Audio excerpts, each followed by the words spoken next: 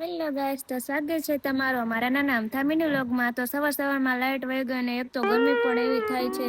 તો તમે જોવો, હું તો સવારમાં જાગીને સીધું કામ ઉપાડી લીધું અને હવે હું જાઉં છું ઉપર કપડાં લેવા ધાબા ઉપર। ધાબા ઉપર આવીને જોયું તો કેટલો તડકો છે બાપા। આમ તો જોવો, એક તો આટલો તડકો ને એમાંય ઉપરથી લાઇટ વહી જાય તો પછી કેવું થાય। તો ચાલો હવે હું કપડાં લઈને નીચે જાઉં છું।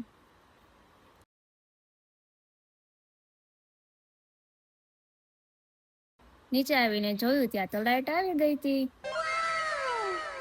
સારું થયું લાઇટ આવી ગઈ એટલે મેં ફટાફટ મશીનમાં કપડાં નાખી દીધા।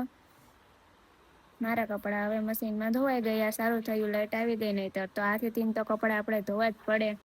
તો જોવો, મારા મમ્મી તો કાંઈક ને કાંઈક આવું કરતા જ હોય। હાબુ બનાવે છે આયુર્વેદિક નો, એલોવેરા જેલ લઈ લીધી, બટેકા ચોખા લઈ લીધા। હવે સાબુ બનાવશે, આપણે હવે જોઈ કેવોક સાબુ બનાવશે। તો હવે બપોરનો ટાઈમ થઈ ગયો, હાલો હવે હું તો માંડી રાંધવા। રાંધવું તો પડશે જ, ખાધા વગર તો કોઈને હાલે નહીં।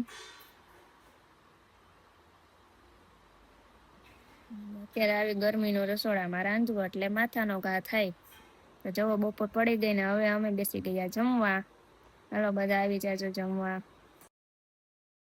તો ફાઇનલી હવે રાત પડી ગઈ છે ને જોવો, અમારા ભાઈ બેસી ગયા છે બારે ગાડી ઉપર ચડીને, કેમ કે આજે અમારે ગોલા ખાવા જવાનું હતું અને મફતના ગોલા ખાવા હોય એટલે પછી તો અગાઉ જ બેસી જાય ને ગાડી ઉપર ચડીને।